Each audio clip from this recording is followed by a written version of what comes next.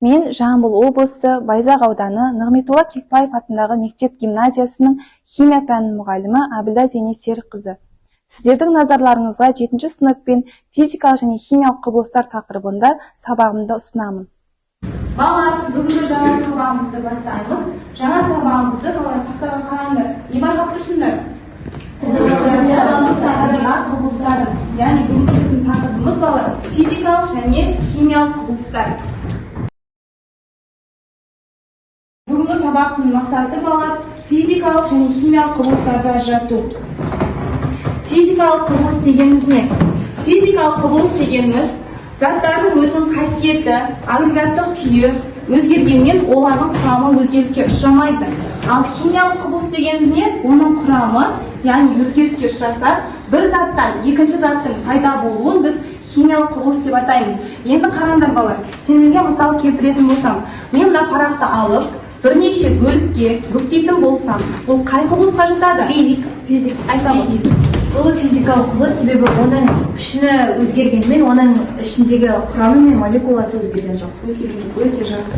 Енді, егерде мен осы қағазды жағатын болсам, қарай. Бұл қай құбылысқа жатады? Қараңдар. Айдағы Бексұлтан? Химиялық құбылысқа жатады. Себебі ішіндегі молекулалар өзгеріске ұшырайды. Яғни балалар, заттардың қасиеті мен агрегаттық күйі өзгергенмен олардың құрамы өзгермесе, металдардың балқығаны, қардың ерігені, судың буға айналуы, қарға айналуы бұл бізде неге жатады екен?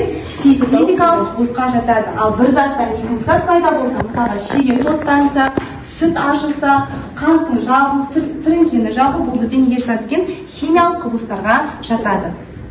Балалар, физикалық және химиялық құбылыстарға байланысты қазір кішігірім тест орындайтын боламыз. Яғни әр оқушы жеке-жеке бұл химиялық немесе физикалық құбылыс екенін айтамыз.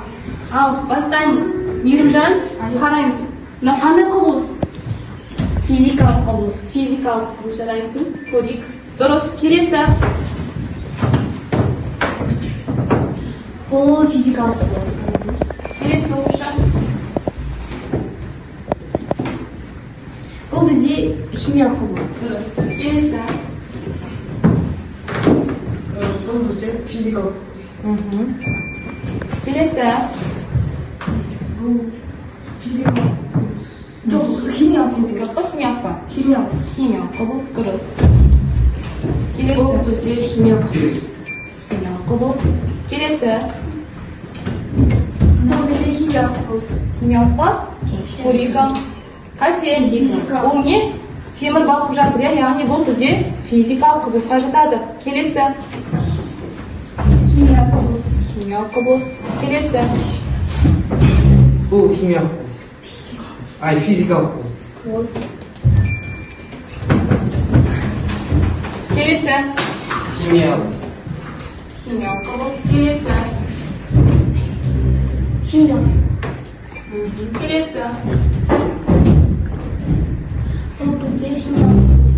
Дұрыс. Келесі. Физикалық құбылыс. Жарайсың. Келесі. Физикалық құбылыс. Келесі. Химиялық. Химиялық құбылыс. Жарайсың. Келесі. Физикалық құбылыс. Физикалық құбылыс. Келесі. Физикалық құбылыс.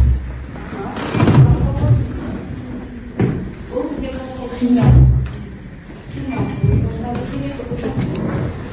Бұл химиялық. Химиялық құбылыс. Келесі. Ол па? Келесі па? Жақсы балалар, бізде тек қана бір ғана дұрыс емес жауап болды. Жақсы. Енді балалар, ары қарай біз қазір тапсырма орындаймыз. Топтық жұмыстың скрипторы тақтада тұр. Алдымызда бізде балалар бағалау параметрі көп бар. Әр оқушы өзін қуаттайды. Яғни бірден 10-ға дейін бүгінгі сабақты өздеріңіз ойлап отырасыздар. Қай сұраққа жауап дұрыс жауап берсеңдер, бір балдан ойлап отырамыз. Қазір топтық жұмыс жасаймыз. Бірінші топ бізде сәйкестендіру орындайды. Екінші топ бізде химиялық физикалық бұзылысқа бөлеміз. Үшінші топ бізде дұрыс немесе бұрыс қабы анықтаймыз. Ал орындаймыз.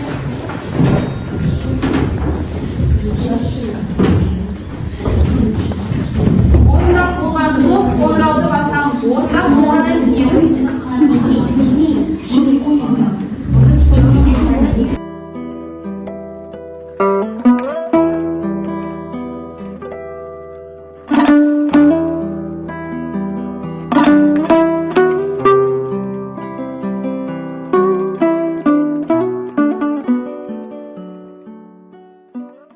Көмірді жағу химиялық құбылыс дұрыс. Ағашты кесу химиялық құбылыс бұрыс. Ағашты жағу физикалық құбылыс бұрыс. Мыс майысу физикалық құбылыс дұрыс. үш бай беріледі. Келесі сүт тәтті болуы бұл физикалық. Темірдің таттануы химиялық. Судың булануы физикалық. Парафиннің балқуы химиялық. Физикалық. ал екінші топ дайынбыз ба? Ажырамыз. Қардың еруі физикалық. Судың булануы бұл физикалық. Алтынның қараюы бұл химиялық. Ағаштың сынуы бұл химиялық. Бананның сарғаюы химиялық. Өте жақсы. Балалар, енді мақал мәтелдерді біз физикалық немесе химиялық құбылыстарға ажыратамыз. Яғни қазір мен мақал мәтелдерді оқимын. Қай оқушы оның физикалық немесе химиялық құбылыс екенін анықтап, анығын өзіне түсініктемесін айтса, соған бір бап қойылады. Қоңыраушаны басып жауап береміз. Алтынды еріте білмеген ірітер, теріні илей білмеген шірітер. Бұл бізде химиялық құбылыс болады, себебі бұл жерде шіру процесі жүреді. Өте жақсы. Келесі, темірді қызған кезде су. Бұл бізде физикалық құбылыс. Себебі темірді балқытқан кезінде оның молекулалары ауыспайды. Келесі, ақыл армас, алтын шірімес. Шірімес бұл бізде химиялық құбылыс. Оның ішіндегі молекулалар өзгереді. Бір нәрседен екінші нәрсе пайда болады. Химиялық құбылыс. Ақыл армас, алтын шірімес деп тұршы. Алтын шірімейді. Келесі, тамшы жасына тиіседі. бұл жерде тастың сыртқы пішіні өзгергенімен бірақ ішкі молекулалары өзгерген. Қандай құбылыс? Бұл физикалық құбылыс. Бір құмалақ, бір қармайды шірітеді. Ол химиялық құбылыс, оның ішкі құрылысы өзгерді. Яғни дамыл өзгеріске ұшырайды. Келесі.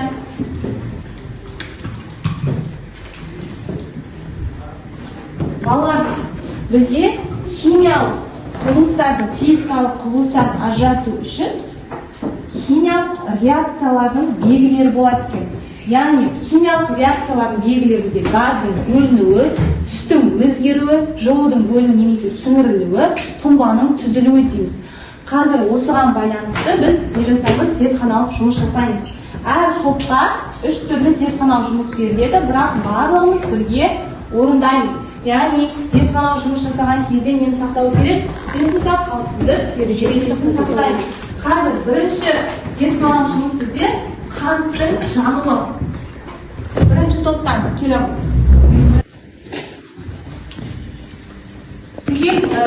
Зертханалық жұмысқа қараймыз. Бірінші не істейміз? Біз жанды аламыз. Жағамыз, жаңа ғой.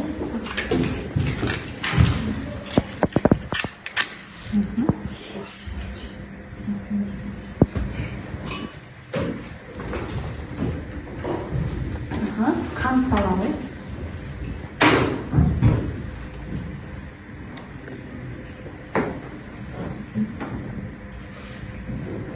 Мұқият қараймыз балалар.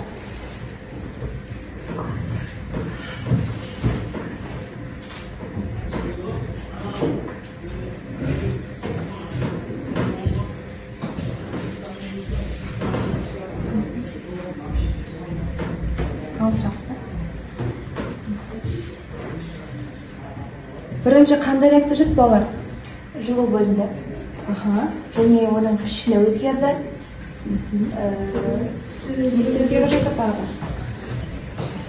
Түсі өзгеріске ұшырады. Жақсы. Отырамыз.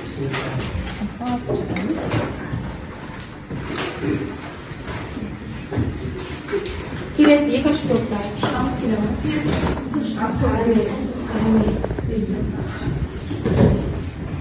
Ал келесі бізде балалар ас содасы мен сірке қышқылы қараймыз.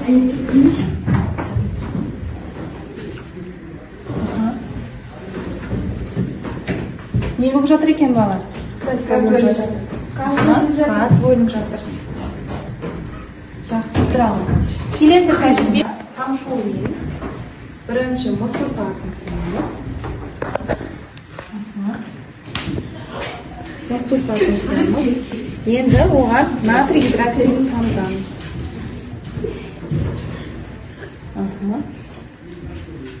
Жоғары астап көрсетсе ғой сыныптастарға. Қарандаш балалар, не байқалды? Түсі өзгерді, тұнба пайда болды. Ja, ол бізде неге жатады екен? Химиялық реакциялардың белгілеріне жатады. Енді дәптерге жұмыс барысын не байқадыңдар және қорытынды жазамыз. Отырамыз.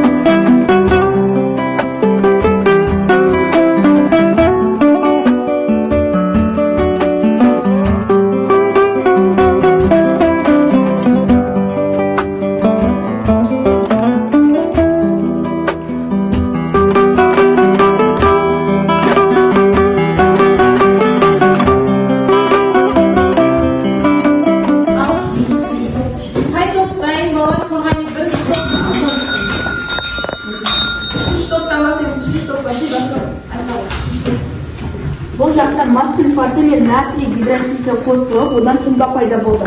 Бұл химиялық реакцияның белгілеріне жатады. Келесі. Бірінші топ байқалып. Бағыты және түсі өзгеріске ұшырауында химиялық реакцияның белгілері жатады. Келесі. Екінші топтаймыз ба? Бұл химиялық белгілеріне жатады. Қандай химиялық белгілерге жатады? Бұл жерде газ бөлінді. Газ бөлінді. Және сөздер ма? Ja. Сөздерген жол. Жақсы. Ал балалар, біздің келесі тапсырмамыз функционалдық сауаттылыққа байланысты. Яғни біз оқып жатқан білімімізді күнделікті тұрмыста қалай қолдансақ болады, яғни қалай қолданамыз соған байланысты болады. Бұл жерде бізде су туралы мәлімет берілген. Қазір барлығымыз түгел тақтаға қарап мәтінді оқимыз.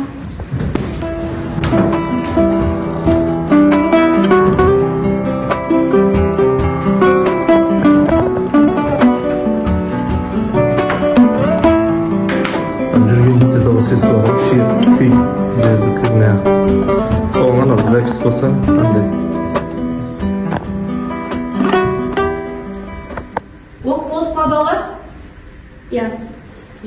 Жақсы. Енді осы мәтінге байланысты қазір сұрақтар қоямын. Сол сұрақтарға жауап береміз. Яғни кім жылдан бұл жерде, яғни қоңырау шаны басу арқылы жауап береміз, жарай ма? Қазір бірінші сұрақ: неге мұз судың бетінде қалып жүреді? Себебі мұздың ішінде тығыздық өте төмен болады. Сол себепті ол су бетінде қалып жүреді. Жақсы. Келесі. Екінші сұрақ балалар: су химиялық элемент болып табыла ма? Айтамын, Бексұлтан. Су химиялық элементке жатпайды, себебі су күрделі элемент болып табылады. Күрделі қосылыс болып табылады, иә? Келесі үшінші сұрақ: су өртті өлшей алады, бірақ сонымен бірге ол жану өнімі бола ала ма? Айтамын. Иә, себебі судың арасында ауа бар, оттек бар. оттек болады, отты күшейтеді. Жақсы. Келесі балалар, 4-ші сұрақ. Жер бетінде қандай батып кете алмайтын теңіз бар және неліктен? Өлі теңіз, себебі ол суда тығыздық өте жоғары. Неліктен жоғары? Құрамында не бар? Тұз болғандықтан Өте жоғары. оның тығыздығы жоғары. Ол жерде біз не істемейміз? Батып кете алмаймыз. Жақсы балалар. Жарайсыз балалар. Бүгінгі сабағымызды қорытындылаймыз. Қазір қолымызда жаңа мен сізге көрсеткен зарядтағышымызды қанша бүгінге қанша алдыңыздар соны бояған болсаңыздар, енді мына кері байланыс парағымызға оқушының аты жөні деген жерге аты жөндеріңізді және де қаншалықты қуатталдыңыздар бүгінгі сабақта 10-ға дейінгі шкаланың біреуін бояп, бүгінгі сабақта нені түсіндіңіздер, нені түсінбедіңіздер артына кері байланыс жазамыз және мына жердегі шамдарды бояймыз. Егер барлығы түсінікті болса, жасыл түсті бояйсыздар. Егер сұрағым бар болса, сары түсті бояйсыздар. Түсінбедім десеңіздер, қызыл түсті бояймыз.